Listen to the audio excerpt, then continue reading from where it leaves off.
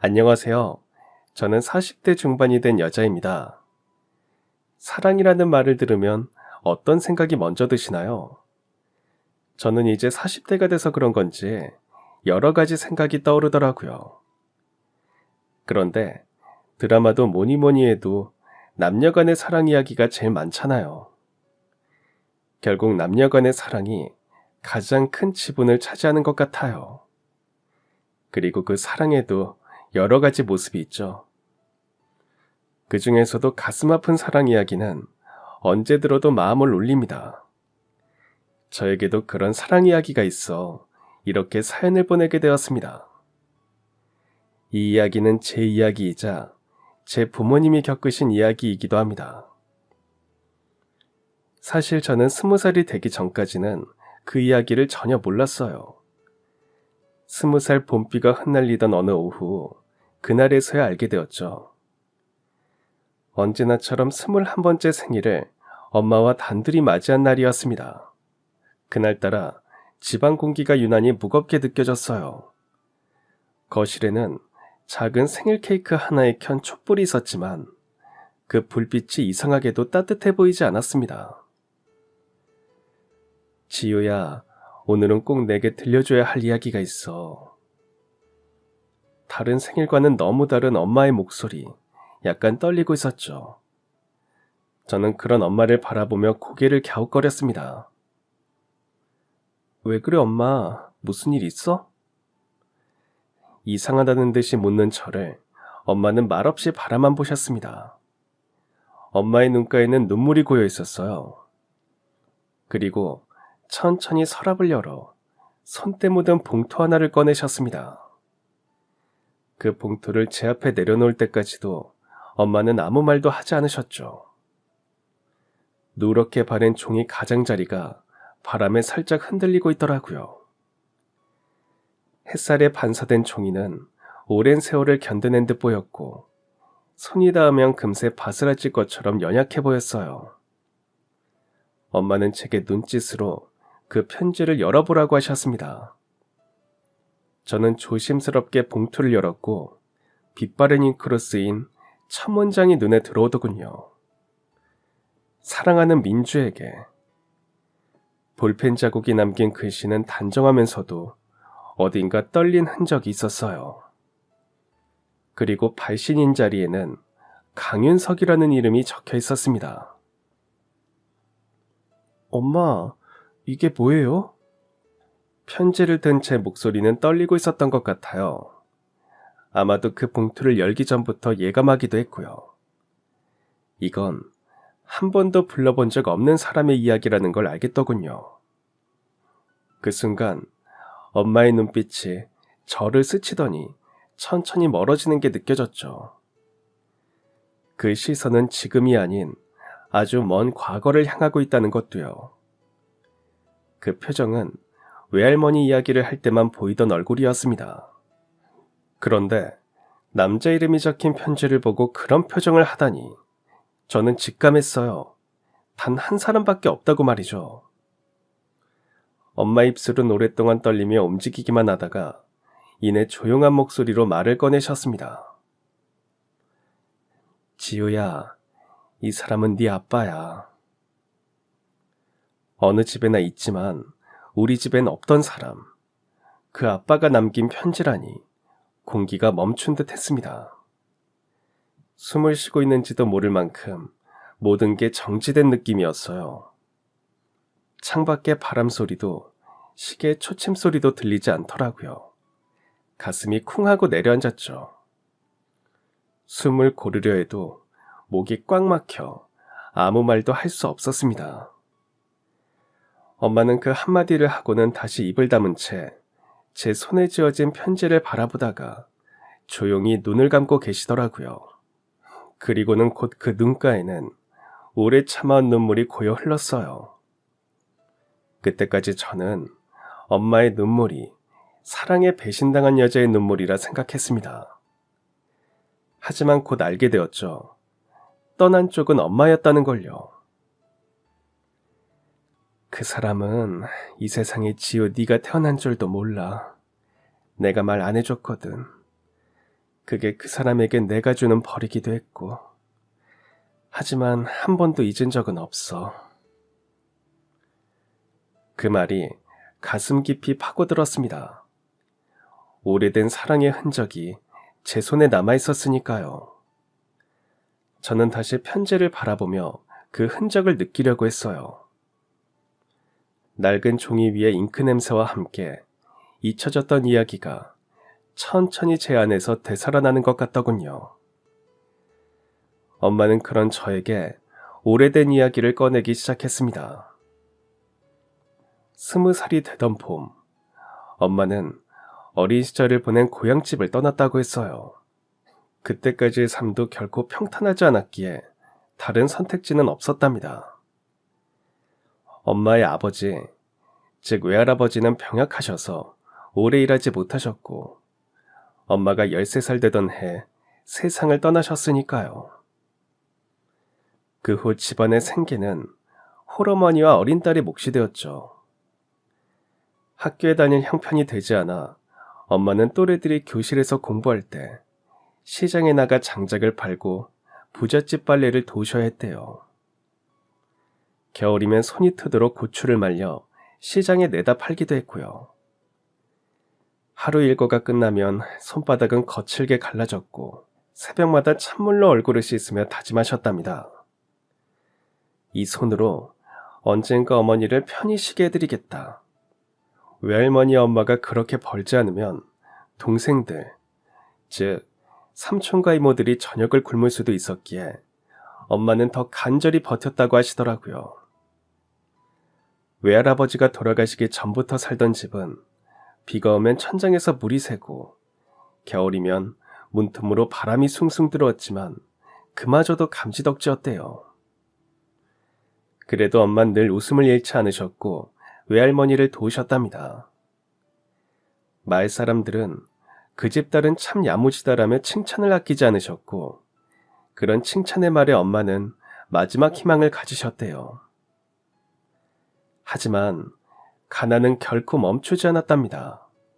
외할머니가 빙판길에 미끄러져 다친 발목이 계속 악화되는 바람에 쌀독이 비어가고 약값을 마련하지 못해 병세가 점점 나빠졌죠.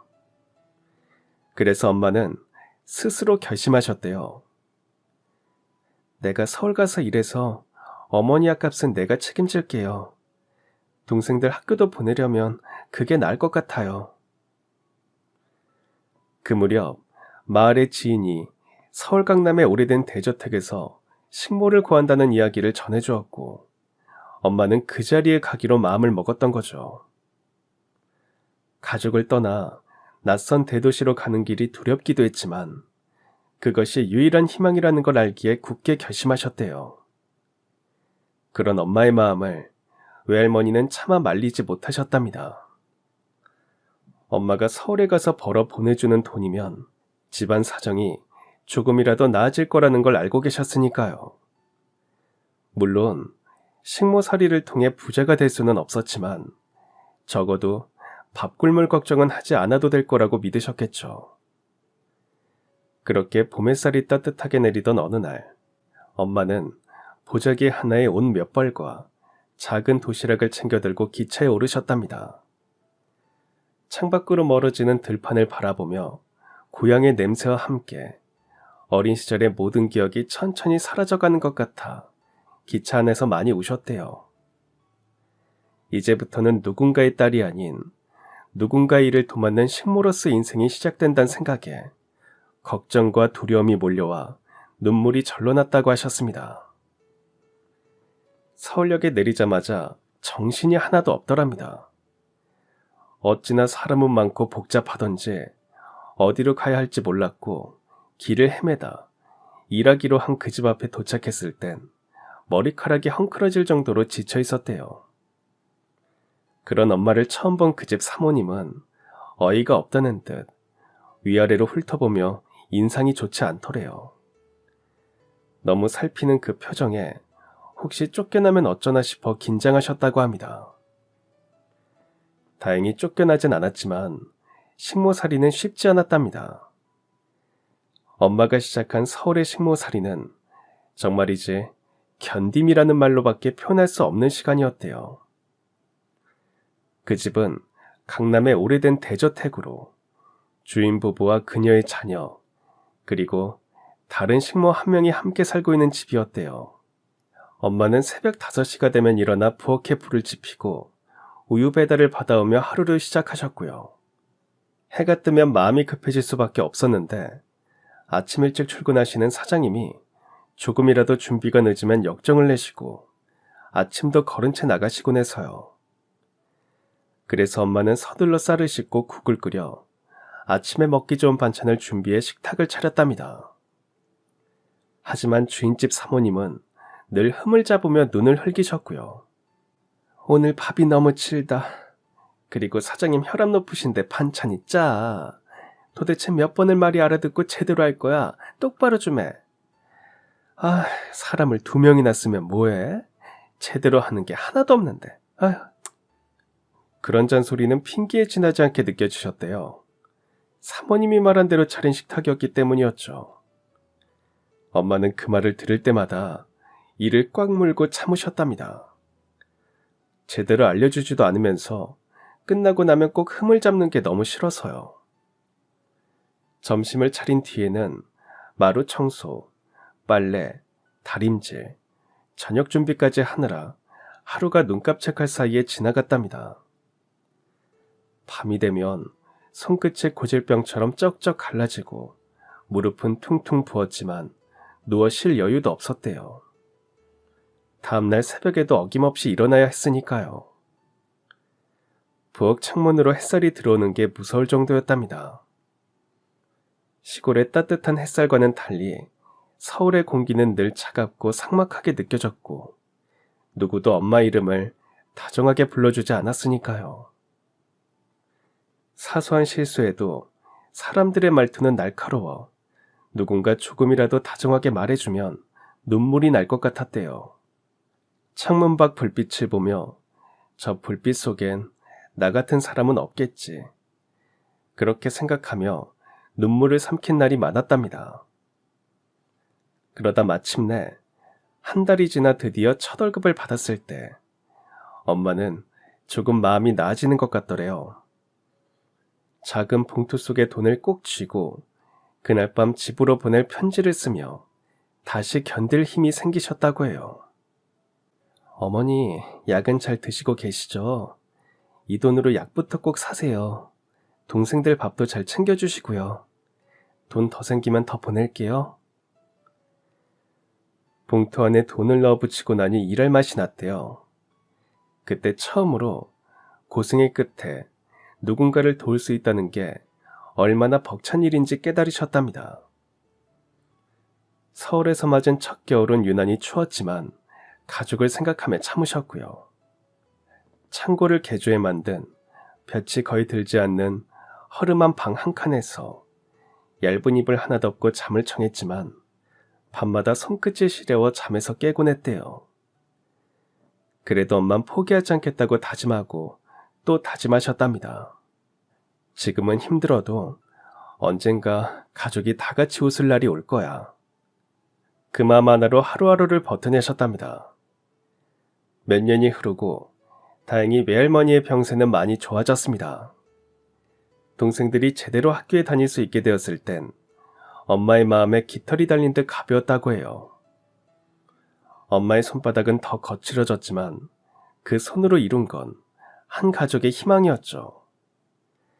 그래서 서울의 차가운 공기 속에서도 엄마의 마음은 늘 따뜻한 봄처럼 살아있었다고 하셨습니다. 그리고 정말로 그런 엄마에게 봄이 찾아왔고요. 그 사람, 주인집 외동아들 강윤석, 해외 유학을 앞둔 23세 청년이었답니다. 엄마가 처음 그 집에 들어갔을 때 그 사람은 군대에 가 있어서 그 존재조차 몰랐다고 해요.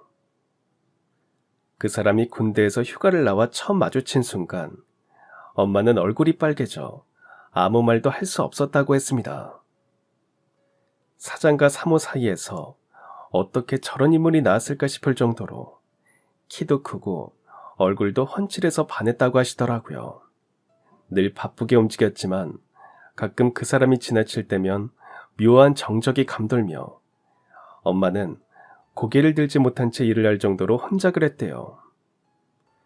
언제나 책 한 권을 품에 안고 다니며 별말이 없는 사람이었지만 그 점이 오히려 좋더래요. 조용한 성격이었지만 말을 건넬 때는 눈을 마주치며 따뜻하게 웃는 사람이었고요. 어느 순간부터 그 사람이 엄마에게 마음을 기울이며 말을 걸더랍니다. 엄마는 대꾸도 하지 못하고 웃기만 했고요. 부끄럽고 얼굴이 화끈거리는 순간이었지만 내심 좋았대요. 그렇게라도 그 사람과 대화를 나눌 수 있다는 게 행복이었던 거죠. 그러던 어느 날 밤 갑자기 정전이 났답니다. 그날따라 사장님은 회사 일로 늦으셨고 사모님과 아주머니는 사모님 친정에 일을 보러 가 있어서 집엔 그 사람과 엄마 둘뿐이었고요. 저녁을 간단히 먹고 싶다는 그 사람의 말에 다른 날보다 일찍 저녁상을 치우고 집에 편지를 쓰던 엄만 깜짝 놀랐대요. 윙윙 돌아가던 냉장고 소리도 멈춰 집 전체가 숨을 죽인 듯 고요했으니까요. 엄마는 아무것도 보이지 않을 정도로 어두운 방문을 열고 초를 찾으러 조심스레 나왔답니다. 그때 부엌문 쪽으로 들어오는 손전등 불빛을 따라 거실로 나올 수 있었대요. 그 불빛을 비춰준 사람은 다름 아닌 그 사람이었죠. 괜찮냐고 물어보는 그 사람의 목소리는 어둠 속에서도 놀랍도록 차분하더랍니다. 그 덕분에 엄마도 안심이 되었고요. 그 사람은 손전등을 내려놓고 초를 켜더니 미소를 지으며 엄마를 바라봤대요. 그날 밤 초 한 자루가 다 탈 때까지 두 사람은 처음으로 긴 대화를 나눴고요. 엄마는 자라온 시골 이야기를 하며 가족 이야기를 들려주었고 그 사람은 유학을 앞두고 느끼는 불안을 솔직히 털어놓았답니다. 민주씨, 세상은 생각보다 단단한 벽으로 이루어졌지만 그래도 마음 많은 벽을 넘을 수 있죠. 알쏭달쏭한 말이었지만 그 말은 어떤 위로보다 따뜻했대요. 그 이후로 두 사람의 작은 순간들이 차곡차곡 쌓여갔답니다. 커피를 타다 컵을 건네던 날 두 사람의 손끝이 스쳤는데 엄마는 그 짧은 다음에도 가슴이 뛰는 걸 느꼈다며 웃으시더라고요. 남자라고 만나본 적도 없고 또래 사내 아이들이랑 어릴 때 논 게 다인 내가 그 사람 앞에선 조신한 요조 숙녀가 되더라. 그러면서도 그 사람이 날 여자로 보지 않을 걸 알았어.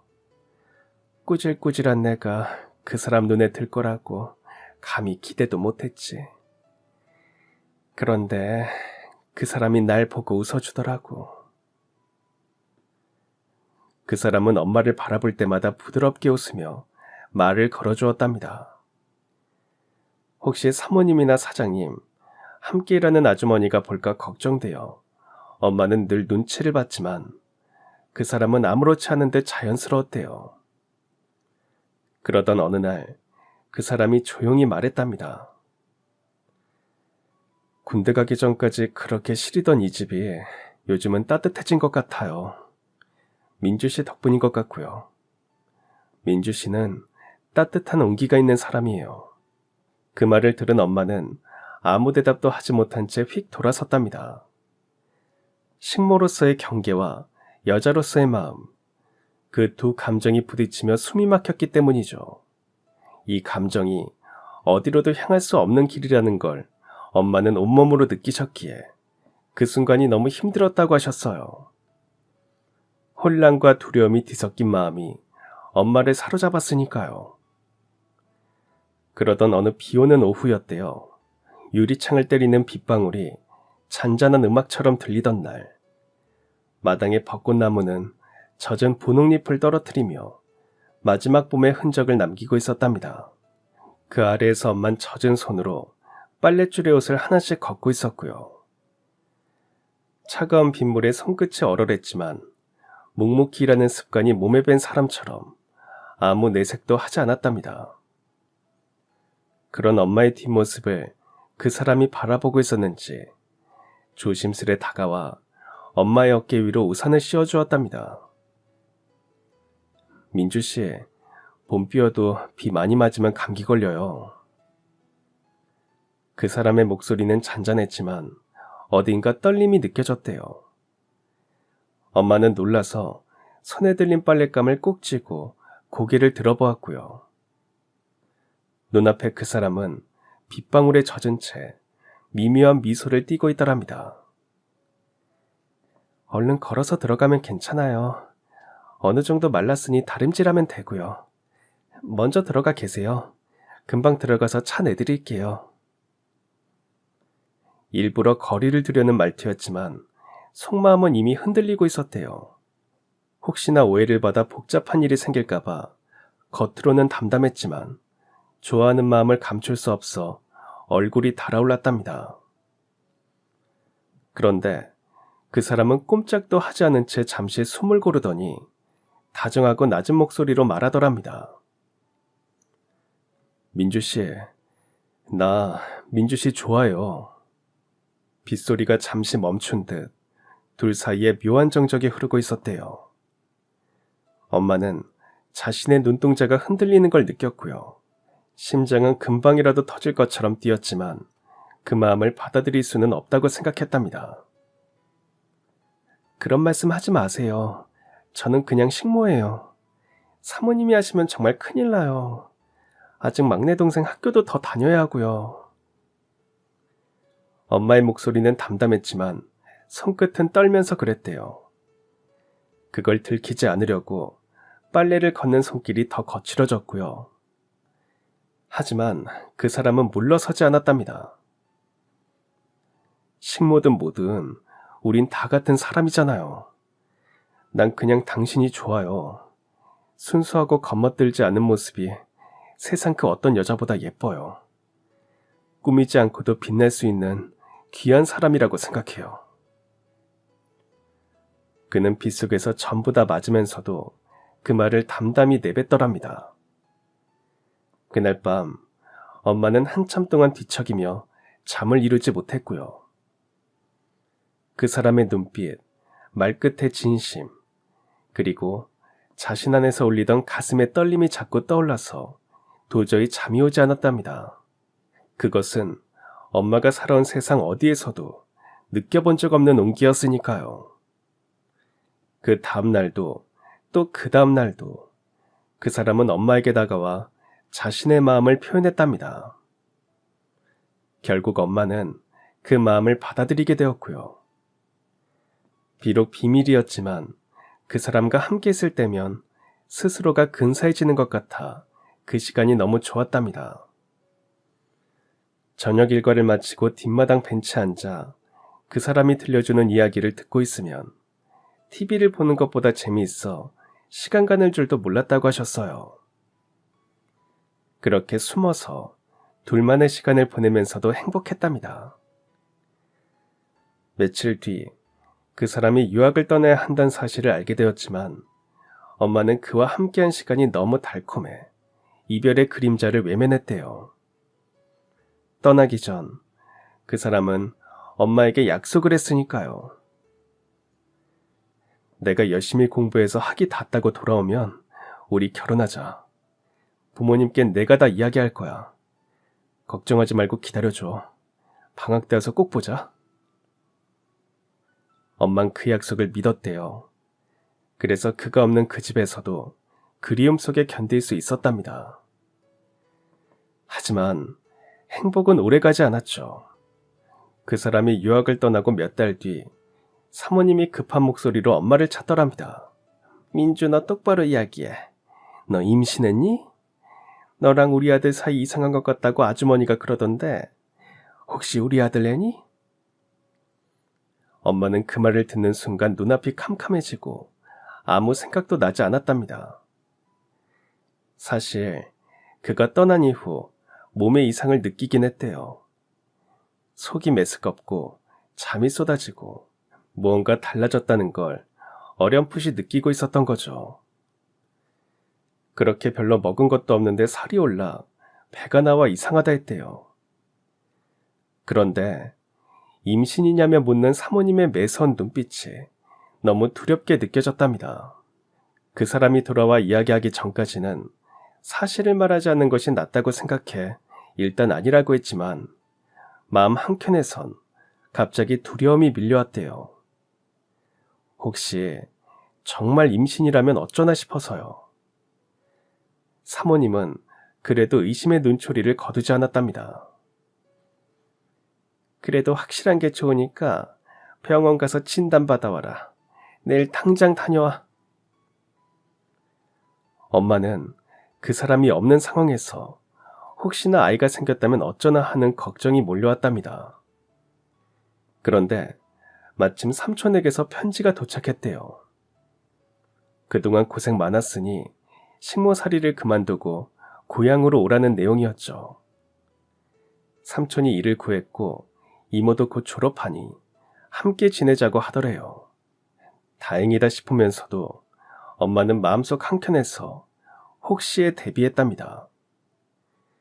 그리고 다음날 병원으로 향한 엄마는 임신이라는 진단을 받았대요.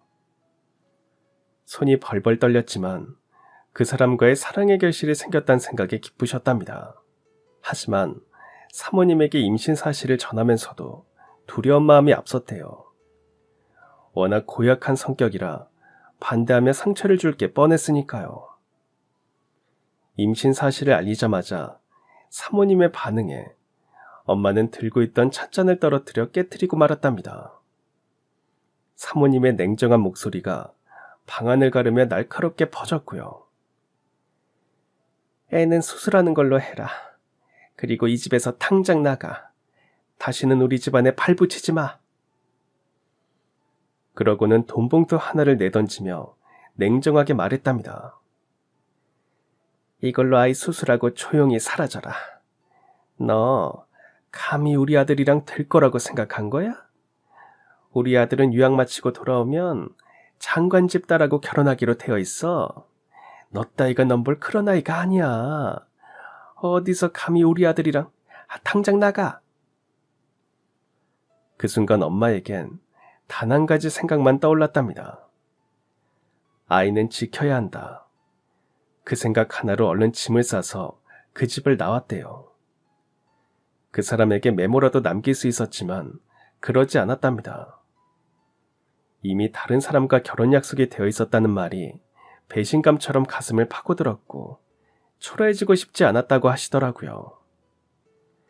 그래서 엄마는 임신 사실도 알리지 않은 채 그렇게 떠나셨답니다. 그렇게 시작된 세월은 길었습니다. 엄마는 작은 미용실에서 일하며 저를 키우셨죠. 그런데 비 오는 날이면 꼭 창가에 앉아 같은 방향을 바라보곤 하셨어요. 그 모습은 왠지 모르게 슬퍼 보여서 무슨 일 있냐고 제가 물은 적이 있었어요. 그러면 엄만 배시시 웃으며 말하셨죠. 그냥 옛날에 사랑하던 사람이 살던 쪽이야. 저는 그저 스쳐 지나간 옛사랑이라 생각했기에 더 묻지 않았습니다. 아빠란 존재는 처음부터 없었고 엄마가 저를 혼자서 정성껏 키워주셨기에 유치원 이후로는 왜 아빠가 없는지 묻지 않았어요. 딱 한 번 아빠는 왜 안 오냐고 물었을 때 엄마의 눈빛 속엔 후회와 그리움 그리고 죄책감이 묘하게 섞여 있었거든요. 그때부터 저는 엄마를 슬프게 하면 안 된다는 생각을 하게 되었고 그 뒤로는 더 이상 묻지 않았죠. 아빠는 저에게 보이지 않는 존재였어요. 도깨비나 외계인처럼 세상 어딘가에는 있지만 실체는 없는 그런 존재. 그렇다고 그립지 않았던 건 아닙니다. 아빠 손을 잡고 걷는 또래 아이들이나 아빠와 데이트한다는 친구들 이야기를 들을 때면 가슴 한쪽이 저릿했으니까요. 엄마는 외가 식구들과도 교류가 거의 없으셨기에 세상에 오직 엄마와 나 둘뿐이었죠. 외롭지 않을 수가 없었습니다. 초등학교에 다닐 때 가족을 소개해봅시다라는 숙제가 나올 때마다 마음이 무거워졌어요. 친구들은 아빠, 엄마, 동생과 함께 찍은 사진을 자랑스럽게 보여줬지만 저에겐 그런 사진이 한 장도 없었거든요. 그럴 때마다 괜히 색연필로 하트를 크게 그리고 말했죠. 우리 가족은 엄마랑 저 이렇게 둘입니다. 우리 엄만 저를 다른 엄마들보다 2배로 사랑하신대요. 하지만 가끔 저의 사정을 모르는 선생님이 아빠는 무엇이니라고 물으면 가슴이 쿵 내려앉았어요. 입술이 바짝 마르고 머릿속이 하얘졌죠. 그래서 급히 꾸며낸 말을 했어요. 저기 멀리 일하러 가셨어요. 그 말을 내뱉을 때마다 스스로에게 거짓말을 하는 기분이더라고요. 집에 돌아와 창가에 앉아있는 엄마를 보면 그 거짓말이 더 미워졌습니다. 엄마의 눈빛엔 언제나 어딘가 먼 곳을 향한 그리움이 스며 있었고, 비 오는 날이면 유난히 오래도록 하늘을 바라보셨죠. 그 모습은 어린 저에게 아빠는 아직 어딘가에 살아있고 언젠가 문을 열고 들어올지도 모른다는 희미한 믿음을 남겼던 것 같습니다. 하지만 시간이 지날수록 현실은 그 믿음을 서서히 갉아먹더군요. 학교 운동회에서 다른 아빠들이 아이들을 어깨에 태워주는 모습을 보면 저는 괜히 웃음이 사라졌어요. 엄마는 그런 저를 보며 웃어 보이셨지만 그 웃음이 조금은 아파 보였죠. 우리 지효는 아빠보다 더 멋진 엄마가 있잖아. 저는 그런 엄마를 바라보며 억지로라도 크게 웃어 보였어요. 그래야 엄마가 덜 아플 것 같았으니까요. 밤이 깊어지면 엄마는 미용실 도구를 정리하고 수건을 개키며 흥얼거렸습니다. 그 노래는 가끔 저를 울게 만들었어요. 엄마는 왜 이렇게 늦게까지 일하지? 아빠가 없어서 그런 걸까? 혹시 그 사람이 다시 돌아올까봐 기다리는 걸까? 그럴 때마다 전 엄마 곁으로 다가가 손을 꼭 잡곤 했습니다. 엄마는 제 손을 살며시 감싸며 말하셨어요. 지우야, 세상 누구보다 엄만 지우를 사랑해. 지우만 있으면 돼. 그 말을 들을 때마다 행복했지만 가슴 어딘가에는 작은 구멍이 뚫린 듯 이상하게 바람이 들어오는 기분이 들었죠. 저는 그렇게 아빠의 부재라는 단어를 엄마의 슬픔이라는 말로 받아들였고, 그 속에서 자라며 사람의 온기와 마음의 조심스러움을 조금 일찍 깨달았던 것 같습니다.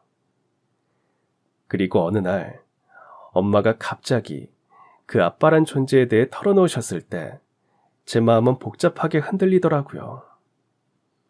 이상하게도 그 사람의 흔적이라도 찾아봐야겠다는 생각이 들면서요. 엄마에겐 은근히 묻는 척하며 엄마가 일했던 그 집, 그러니까 아빠가 살던 집이 어딘지 알아냈어요. 강남에서도 번화가 근처의 주택가라 찾아가긴 어렵지 않았습니다. 오래된 주택들이 새로 지어져 있었지만 유난히 한 집만은 세월이 그대로 멈춘 듯 남아있더라고요. 회색빛 담벼락은 곳곳이 벗겨져 있었고 대문엔 강가라는 문패가 녹슨 채로 걸려 있었죠. 저는 천천히 숨을 고르며 그 문 앞에 섰습니다. 이미 이사갔을지도 모를 20년의 세월이 흘렀지만 그래도 아빠라는 존재에 조금은 가까이 다가섰다는 생각에 가슴이 뛰었어요. 그리고 동시에 이 사실은 엄마에게 절대 비밀로 해야 한다는 생각도 들더라고요.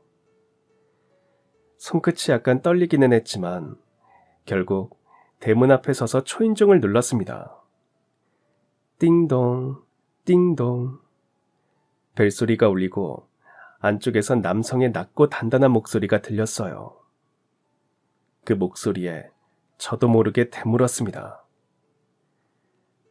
혹시 강윤석 씨 되시나요? 네, 맞습니다. 누구시죠? 그 한마디에 온몸에 피가 빠르게 도는 것 같았어요. 머리가 빙빙 돌고 숨이 막혔죠. 하지만 이대로 돌아설 순 없다는 생각에 결국 말해버렸습니다. 이민주 씨 기억하시나요? 이민주요? 잠시만 기다리세요. 안쪽에서 발소리가 점점 가까워지는 게 들리더군요. 그리고 마침내 대문이 열리자 남자는 조금 상기된 얼굴로 저를 바라보며 말했어요. 누구신데 민주 씨를 아시죠? 낯선 남자는 낮고 차분한 목소리로 물었지만 문이 열리는 순간 저는 그대로 굳어버렸습니다. 대문을 사이에 두고 마주한 남자와 저는 한눈에 봐도 닮은 얼굴이었거든요. 눈매, 입술선, 심지어 목선의 그림자까지. 그 순간 이 남자가 바로 아빠란 걸 직감했습니다. 남자도 놀란 듯 저를 한참 바라보다가 정신이 든 듯 조심스레 물었어요. 누구신가요? 민주 씨와는 어떤 사이시죠? 정말로 강윤석 씨가 맞나요? 네, 제가 강윤석 맞습니다. 그런데 당신은 누구시죠? 엄마의 말대로 그는 얼굴선이 곱고 키가 큰 사람이었어요. 조금 마른 듯 보였지만 그 안엔 여전히 단단한 기품이 남아 있었습니다. 저는 손에 쥐고 있던 가방끈을 꼭 쥔 채로 말했죠. 저는 이민주 씨의 딸 이지우입니다. 전에 엄마가 여기서 일하셨다고 들었어요. 그 순간 남자는 벽을 짚더니 천천히 기대며 놀란 얼굴을 지으며 멍해지더군요. 마치 깨진 유리 조각이 바닥을 굴러가는 듯한 표정이었죠. 눈빛이 투명한 사람이라 거짓말을 할 수 없을 것처럼 보였습니다. 그는 믿기지 않는다는 듯 중얼거렸어요. 민주의 딸이라고요? 민주가 결혼을 했나요? 그의 목소리는 떨리고 있었고 눈빛은 허공에 매달린 듯 퀭했습니다. 저는 한 걸음 다가서서 다시 말했어요. 강윤석 씨가 엄마에게 주셨던 편지도 봤어요. 그리고 전 올해 21살이에요. 혹시 엄마가 떠날 당시 임신 중이셨던 거 알고 계셨나요? 그 말에 남잔 깜짝 놀라 저를 바라보다가 고개를 떨군 채 한참 동안 말을 잇지 못했습니다. 그리고 이내 눈에 눈물이 고인 채 조용히 물었어요. 그럼 혹시 내가 당신의 아버지인가요? 민주가 그래서... 남자의 주름진 눈가에 맺힌 눈물이 조용히 흘러내리더라고요. 그 모습을 보는 순간 저도 울컥 눈물이 차올랐습니다. 남자는 잠시 말을 멈추더니 부드럽게 말하더군요. 저 괜찮다면 집으로 들어올래요? 불편하다면 가까운 카페에라도 가죠. 그 말에 저는 집 안으로 들어가고 싶어요라고 대답했습니다. 이상하게 그 집 안에서 엄마의 흔적을 찾고 싶었거든요. 그는 거실로 저를 안내하며 따뜻한 차를 내오더라고요. 집에 내줄 게 이 차뿐이네요. 제가 혼자 지내다 보니 집이 엉망이에요. 가끔 관리하시는 분이 오시긴 하지만 대부분 혼자 보냅니다. 우왕좌왕하며 어쩔 줄 몰라 하는 그의 모습을 보다가 저는 눈을 돌려 정원 쪽 창가를 바라봤습니다. 엄마가 말하던 그 벚꽃나무, 그 벚꽃나무에 정말로 벚꽃이 흐드러지게 피어 꽃잎이 바람에 날리고 있었어요. 그 광경을 바라보는 제 곁으로 남자가 다가와 조용히 앉더군요. 제 어머니가 어떤 분인지 알았는데 역시 민주를 그렇게 두고 가는 게 아니었어요. 유학만 마치면 다 제 뜻대로 할 수 있을 거라 믿었죠. 그런데 돌아왔더니 민주는 없었어요. 찾으려고 갈 만한 곳은 다 가봤죠. 민주의 고향집에도 다녀왔지만 거기에도 없더라고요. 그리고 제 아이를 임신하고 낳았을 거라곤 생각도 못했어요. 순간 오래된 집안의 공기가 무겁게 가라앉았습니다. 대문 너머로 들려오는 도시의 소음이 묘하게 다른 세상처럼 멀게만 느껴졌죠. 저는 시선을 돌려 거실 한켠에 먼지 쌓인 피아노와 바랜 사진 액자들을 바라봤습니다. 그렇게라도 그의 시선을 피하고 싶었거든요. 그는 조용히 자리에서 일어나 낡은 나무 상자 하나를 꺼내와 제 앞에 내려놓더군요.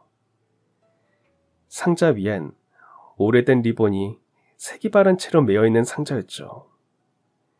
그의 손끝이 떨렸고 낮은 목소리가 흘렀습니다. 이건 민지가 사라진 그때부터 지금까지 제가 쓴 편지들이에요. 혹시 이 편지들을 민지에게 전해줄 수 있나요? 저는 상자를 받아 조심스럽게 열어보았어요. 순간 상자 안에서 세월의 냄새가 퍼졌죠. 누렇게 바른 편지 봉투들이 날짜별로 가지런히 놓여 있었습니다. 내용은 짧고 단순했지만 그 속엔 시간보다 깊은 사랑이 담겨 있었죠. 민주야, 오늘도 네가 만든 된장찌개가 그립다. 민주야, 바람이 불 때마다 네 머리카락 냄새가 난다. 민주야, 내가 살아있는 이유는 아직도 너를 사랑해서야. 그의 글씨는 시간이 흐르며 점점 떨리고 번져 있었지만 매번 민주야로 시작했어요. 그의 하루가 늘 같은 이름으로 시작해 같은 이름으로 끝났던 삶처럼 보였습니다. 고개를 숙인 남자가 조용히 말하더라고요. 난 결혼도 안 했어요. 억지로 선을 보긴 했지만 누굴 만나도 결국 민주 생각뿐이라 결혼은 도저히 할 수 없었어요. 그 말을 듣는 순간 제 손이 떨렸습니다. 엄마 역시 단 한 번도 다른 남자를 만나지 않고 저만 키우며 살아오셨으니까요. 그저 미용실 창가에 앉아 비 오는 날마다 같은 방향을 바라보던 그 모습이 떠오르더라고요. 그때는 이해하지 못했지만 이제는 알 것 같았습니다. 그들의 세월은 서로를 향한 기다림이었다는 걸요. 누군가는 그것을 삶이라 불렀고 누군가는 고통이라 불렀겠지만 그들에게 그것은 분명 사랑의 다른 이름이라는 것도요. 20년의 시간은 그들을 멀어지게 한 게 아니라 오히려 한 뿌리처럼 깊게 묶어두었더군요. 그 안에는 저라는 공통의 존재가 있었고요. 편지 속 문장 하나하나가 그 증거였습니다. 저는 상자를 닫으며 조용히 말했어요. 이 편지들은 제가 가지고 가서 엄마에게 전해드릴게요. 그리고 한 가지 알려드릴 게 있어요. 엄마도 결혼한 적이 없어요. 어제가 제 21번째 생일이었는데 엄마가 처음으로 제 아빠에 대해 말씀하셨죠. 그래서 집이라도 한번 보고 싶어 찾아와 본 거예요. 아빠 없이 자라긴 했지만 엄마가 정말 사랑 많이 주시며 키워주셨어요. 지금은 대학에 다니고 있고요. 그 말을 듣는 순간 남자의 눈가에 고인 눈물이 빛을 머금더니 주르륵 흘러내렸습니다. 그는 팔을 벌리며 다가와 저를 안아주더라고요. 그 품에서 저는 태어나 처음으로 그를 아빠라고 불렀습니다. 아빠는 저를 품에 안고 한참을 우셨어요. 그 울음은 오랜 세월의 그리움이 터져나온 듯 했죠. 잠시 후 아빠는 눈가를 닦으며 제게 조심스럽게 말하셨죠. 엄마와 꼭 만나야 해. 꼭 만나달라고 부탁 좀 해주겠니? 그 말에 저는 고개를 끄덕이며 알겠어요 라고 대답했습니다. 그리고 아빠가 건네준 편지 상자를 들고 집으로 돌아왔어요. 아무 말 없이 상자를 엄마께 드리자 그 안에 담긴 편지들이 제자리로 돌아간 듯 고요하게 그러나 뜨겁게 숨쉬는 것 같더군요. 엄마는 궁금한 듯 천천히 상자를 열었습니다. 처음엔 제가 드리는 생일 선물쯤으로 생각하고 웃으시더니 편지들을 보는 순간 놀라서 한동안 말없이 바라만 보셨어요. 그러더니 편지 하나하나를 넘기며 조심스럽게 읽기 시작하셨습니다.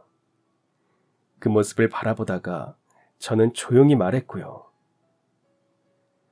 엄마, 아빠가 아직도 엄마를 사랑해요. 결혼도 안 하고 살았대요. 엄마는 아무 말도 하지 않은 채 그저 손끝으로 머리카락을 쓸어내렸어요. 말없이 눈을 내리깔고 있던 엄마에게 저는 다시 말을 이었습니다. 아빤 계속 기다렸대요. 하루도 빠짐없이 편지를 썼대요. 아직도 엄마를 민주라고 부르는 편지를 보니 그 마음이 그대로인 게 느껴졌어요. 엄마는 아무 말도 하지 않은 채 계속 편지를 읽다가 결국 눈물을 터뜨리며 우셨습니다. 그 모습을 보고 저도 울컥해져서 엄마를 꼭 안아드렸어요. 엄마, 이번엔 도망치지 말자. 20회가 지나도 서로 그리워하잖아. 이젠 기다리기만 하지 말고 서로 마주했으면 좋겠어. 하지만 두 사람 사이의 20회의 세월은 길었습니다. 아빠를 만나기 전날 엄마는 긴장하셨는지 한숨도 못 주무시더라고요. 그리고 봄날의 공원, 햇살이 따뜻하고 바람이 부드럽게 불던 그날, 두 사람은 마주 앉기로 했죠. 벚꽃잎이 흩날리며 시간마저 잠시 멈춘 듯 했어요. 아빠는 오랜 기다림 끝에 마주한 엄마의 얼굴을 보고도 한동안 아무 말도 하지 못했습니다. 그저 믿기지 않는 듯 조용히 바라만 보았어요.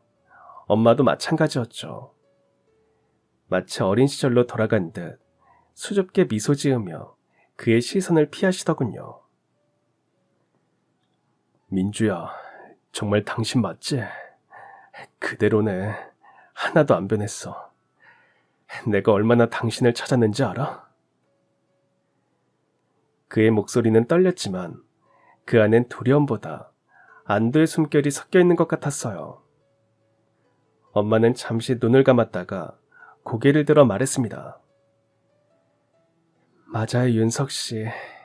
그리고 미안했어요. 당신을 너무 오래 기다리게 했네요.